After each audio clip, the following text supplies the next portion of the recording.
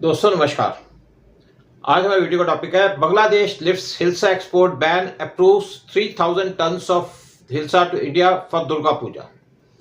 पिछले हफ्ते एक न्यूज़ थी कि बांग्लादेश ने हिल्सा फिश का जो एक्सपोर्ट है इंडिया को, उसके ऊपर बैन लगा दिया ड्यूरिंग दुर्गा पूजा सीजन।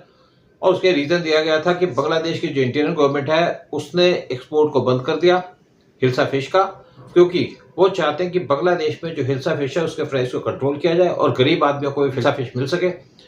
लेकिन इसका कोई फर्क नहीं पड़ा बांग्लादेश के अंदर। और इसके ऊपर मैंने एक वीडियो भी बनाया था जो मैंने पोस्ट किया था अपने चैनल पे संडे सितंबर 22 को।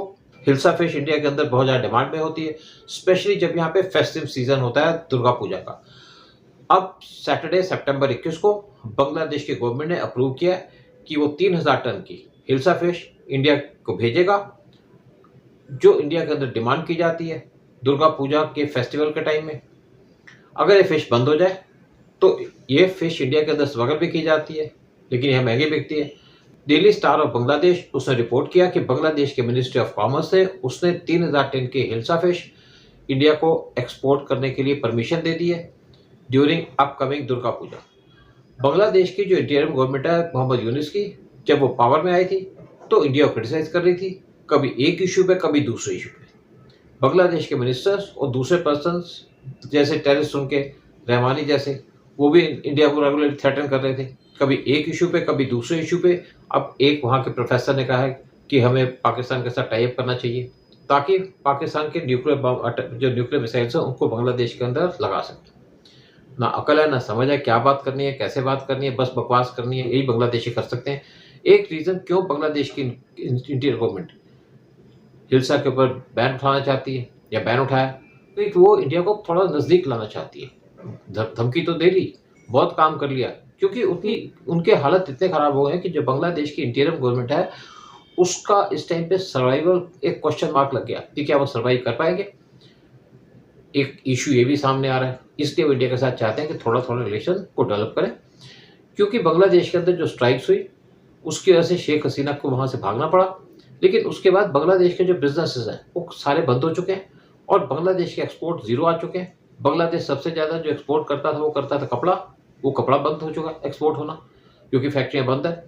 और बांग्लादेश के पास जो फॉरेन एक्सचेंज रिजर्व्स हैं वो सिर्फ $20 बिलियन के हैं, जो सिर्फ उनके कंट्री को 3 महीने के लिए चला सकते हैं। बांग्लादेश को इंडिया के ऊपर डिपेंड करना पड़ता है सारे असेंशियल आइटम्स के लिए, जैसे राइस, आटा, दाल, ऑयल एक्सेट्रा। क्योंकि जब से बांग्लादेश और इंडिया के साथ टेंशन हुई है तो इनकी सप्लाई डिस्टर्ब कर दी गई है और इंडिया ने कहा कि हम तो बांग्लादेश को जरूरी चीज़ें देंगे नहीं, शेख हसीना को देते थे क्योंकि उसके साथ हमारे रिलेशन अच्छे थे। इससे बांग्लादेश बहुत ज़्यादा चरमरा गया और वहाँ पे जो असेंशियल आइटम्स हैं उनके प्राइसेस 40 से 60% तक बढ़ गए हैं। सब चीज़ों की शॉर्टेज है, भुखमरी स्टार्ट हो गई बांग्लादेश के अंदर। बांग्लादेश के जो अंदर हिंदू माइनॉरिटी ग्रुप्स हैं वो 9% है पॉपुलेशन की, और इनको रेगुलरली टारगेट किया जा रहा है। उनकी प्रॉपर्टीज और हाउसेज को बर्न किया जाता है और इवन जो प्लेसेस ऑफ वर्शिप की उनको टारगेट किया जाता है, डैमेज किया जाता है, जला दिया जाता है। लेकिन जो मोहम्मद यूनिस है वो कहते हैं कि यहाँ पे बांग्लादेश में हिंदू पे कोई टारगेटेड अटैक नहीं है, लेकिन जबकि सारे के सारे अटैक टारगेटेड है हिंदू के खिलाफ। सितंबर 17 को एक हाई लेवल टीम UNHCR की वो बांग्लादेश के अंदर पहुंची थी वहाँ पे रिपोर्ट तैयार करने के लिए कि किस तरीके से अटैक होते हैं हिंदू माइनॉरिटी ग्रुप्स के अंदर बांग्लादेश के अंदर, और वहाँ पे 1 महीने तक रहेगी। लेकिन जो ये टीम थी UNHCR की, ये बांग्लादेश के अंदर प्रेजेंट थी। उसी टाइम पे सितंबर 19 को लोकल जो मुस्लिम्स हैं उन्होंने आर्मी की मदद से 100 के से ज़्यादा हाउसेस चकमा ट्राइबल्स के चिटागोंग ट्रैक हिल्स के अंदर उनको जला दिया। इसकी भी रिपोर्ट बाहर आनी कि कितने लोग मरे, क्या कुछ हुआ। बांग्लादेश को इंडिया का $1 बिलियन से ज़्यादा का लोन देना है, जो उनके पावर बिल्स हैं, क्योंकि इंडिया उनको पावर सप्लाई करते हैं। इसमें से 800 मिलियन बिलोंग करता है अडानी पावर को, और अडानी पावर का जो प्रोजेक्ट है जहाँ पे 1600 मेगावाट की बिजली प्रोड्यूस होती है, सारी की सारी बिजली बांग्लादेश को जाती है। बांग्लादेश पैसे नहीं दे रहा, तो बहुत जल्दी बांग्लादेश की पावर बंद कर देगा अडानी। रिसेंटली मोहम्मद यूनिस ने डिमांड किया कि उनको 5 बिलियन का लोन चाहिए इंटरनेशनल एजेंसी से, लाइक IMF और वर्ल्ड बैंक। उन्होंने चाइना से कहा कि अपना जो लोन है उनके पास उसको रिशेड्यूल कर दे और उनका जो इंटरेस्ट है वो भी कम कर दे। तो लेकिन चाइना ने रिफ्यूज़ कर दिया कि ना तो इसको रिशेड्यूल करेंगे ना इंटरेस्ट को हम कम करेंगे। सिमिलरली बांग्लादेश ने रशिया से कहा कि अपना जो लोन है उनको दिया हुआ है उसको रिशेड्यूल कर दे और इंटरेस्ट को रिड्यूस कर दे। लेकिन रशिया ने इंस्टेड बांग्लादेश से कहा कि वो उसको ₹5000 करोड़ जो उसका पेंडिंग इंटरेस्ट है बांग्लादेश के ऊपर उसको दे दें। रशिया ने हैवीली इन्वेस्ट किया हुआ है बांग्लादेश के अंदर पावर प्रोजेक्ट के अंदर अलॉन्ग विद अडानी ग्रुप।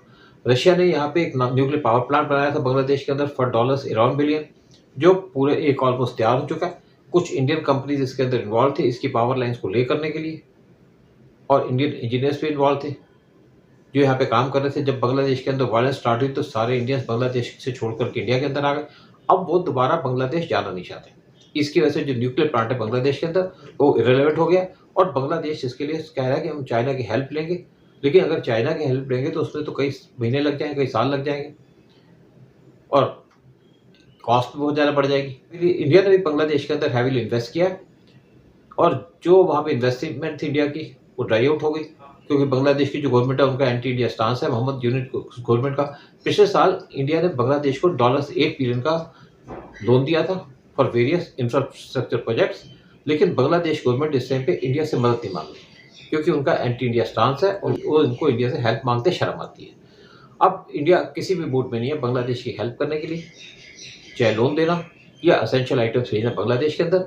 और उनकी जो पॉपुलेशन है उसको ज़रूरत है इंडिया से जो चीज़ें आती हैं, दाल आटा चावल वगैरह जो कुछ भी है। इंडिया साथ में एक डीजल पाइपलाइन बना रहा था बांग्लादेश को डीजल देने के लिए, उससे बांग्लादेश की ट्रांसपोर्टेशन कॉस्ट बच जाती, और इंडिया हेल्प कर रहा था शेख हसीना को। लेकिन इंडिया ने उसके ऊपर काम करना बंद कर दिया है जब से शेख हसीना वहाँ से पावर से बाहर आई हैं। बांग्लादेश के अंदर हिंदुओं पे अटैक किया जा रहा है, और इसकी वजह से इंडियन गवर्नमेंट बहुत ज़्यादा अपसेट है। लेकिन जब मोहम्मद यूनिस यूएस पहुंचे UNGA की मीटिंग अटेंड करने के लिए, तो उन्होंने कहा पीएम मोदी से कि मैं आपसे मीटिंग करना चाहता हूं, लेकिन पीएम मोदी ने स्ट्रेट अवे रिफ्यूज़ कर दिया कि वो कोई मीटिंग नहीं करेंगे बांग्लादेश की इंटीरियम प्रेसिडेंट से। बांग्लादेश के अंदर जो असेंशियल आइटम्स के प्राइसेस हैं वो पिछले 2 महीनों के अंदर 40% से 60% इंक्रीज हो गए, और बांग्लादेश के लोग इस टाइम पे इसकी हीट फील कर रहे हैं, यानी कि उनसे मुसीबत आ रही है उनके ऊपर कि चीज़ें इतनी महंगी हो गई हैं, इनकम अब उनकी बंद हो चुकी है, क्योंकि ना तो फैक्ट्रियाँ खुल रही हैं ना कुछ काम हो रहा है। बहुत जल्दी बांग्लादेश पाकिस्तान की तरफ चला जाएगा, या पाकिस्तान की तरह या मालदीव की तरह बैंकरप्ट हो जाएगा, इसमें किसी को कोई डाउट नहीं है। बांग्लादेश के अंदर जो कपड़ा इंडस्ट्री थी वो वहाँ से बंद हो गई, और बहुत सी कपड़ा इंडस्ट्री अब इंडिया के अंदर आ रही हैं। बड़ी ब्रांड वाली जो कंपनी थी वो भी इंडिया के अंदर आ रही हैं। इंडिया ने एक नेपाल के साथ एग्रीमेंट किया था पावर सप्लाई का, क्योंकि वहाँ पे बड़े डैम्स बनाए जा रहे हैं इंडिया की मदद से, तो इनसे जो पावर जनरेट होगी उसके जो सप्लाई है वो बांग्लादेश को भी देगा। और कुछ महीने पहले नेपाल के प्राइम मिनिस्टर इंडिया के अंदर आए थे, और एक 10 साल का एग्रीमेंट किया गया था कि जो पावर नेपाल में प्रोड्यूस होगी वो इंडिया ले, और इंडिया ने बांग्लादेश को भी इंक्लूड कर लिया कि हम भी लेंगे बांग्लादेश को भी देंगे, और इसके ऊपर काम भी शुरू हो गया था। और कुछ इंडियन कंपनीज और इंजीनियर्स वो बांग्लादेश के अंदर काम कर रहे थे पावर लाइन्स को ले करने के लिए। लेकिन जब से शेख हसीना गई है तो इस प्रोजेक्ट को भी कोल्ड स्टोरेज में डाल दिया गया है, यानी कि अब बांग्लादेश को जो नेपाल से पावर आएगी उसको बांग्लादेश को नहीं भेजा जाएगा। हिल्सा एक पॉपुलर फिश है बोथ इंडिया और बांग्लादेश के अंदर, और इसको कंसिडर किया जाता है ए डेलिकेसी। दुर्गा पूजा के टाइम में दुर्गा पूजा को जो फेस्टिवल है उसको सेलिब्रेट किया जाता है मिलियंस ऑफ हिंदूज के द्वारा इंडिया और बांग्लादेश के अंदर, और इसीलिए हिल्सा की बहुत ज़्यादा डिमांड होती है दुर्गा पूजा के टाइम में। बांग्लादेश इंडिया को रेगुलरली हिल्सा की कंसाइन भेजा करता था, पद्मा हिल्सा फिश की, फेस्टिव सीजन के अंदर, क्योंकि इसको कंसिडर किया जाता है एज ए गुडविल प्रैक्टिस। जब यहाँ पे शेख हसीना की गवर्नमेंट थी बांग्लादेश के अंदर, तो जब यहाँ पे बैन लगा दिया गया हिल्सा फिश के एक्सपोर्ट के ऊपर केयरटेकर गवर्नमेंट के द्वारा मोहम्मद यूनिस की, तो इसके अंदर स्पेशल रीजन दिया गया था कि इसलिए किया गया कि यहाँ पे सफिशिएंट सप्लाई होनी चाहिए लोकल कंज्यूमर्स के लिए बांग्लादेश के अंदर। बांग्लादेश प्रोड्यूस करता है 70% ऑफ वर्ल्ड्स हिल्सा, और इसको वो बहुत इज्जत से लेता है कि उनकी नेशनल सिंबल और नेशनल प्राइड है, और हिल्सा जो है वो बांग्लादेश की नेशनल फिश है। 2012 में बांग्लादेश ने एक्सपोर्ट के ऊपर बैन लगा दिया था हिल्सा फिश की, कि उनको प्रॉब्लम थी कि ये तीसरा रिवर का एग्रीमेंट जो है वो साइन नहीं कर रहा इंडिया। लेकिन प्राइम मिनिस्टर शेख हसीना ने उसके बाद हिल्सा फिश के एक्सपोर्ट को दोबारा इंडिया को परमिट कर दिया। लेकिन जो बांग्लादेश ने हिल्सा फिश के ऊपर बैन लगाया था उसकी वजह से हिल्सा फिश महंगी हो गई थी। लेकिन जो हिल्सा फिश थी बांग्लादेश के जो बॉर्डर लगता है इंडिया से, वहाँ से इंडियन मार्केट में भेजी जा रही थी स्मगलिंग के रास्ते से, और इस बैन को फाइनली लिफ्ट कर दिया गया था 2022 में। लेकिन अब जो बैन लगाया हिल्सा फिश के ऊपर, बांग्लादेश ने इसको इसलिए बैन लगा दिया कि एक तो हिल्सा फिश इंडिया के अंदर पहुंच रही थी स्मगलिंग के रास्ते से, दूसरा उसको इंडिया की ज़रूरत है। आज नहीं तो कल इंडिया की ज़रूरत पड़ेगी, इंडिया के बगैर बांग्लादेश चलेगा नहीं, और बांग्लादेश का वो हाल होगा जो पाकिस्तान का और मालदीव का हुआ। जय हिंद, जय भारत।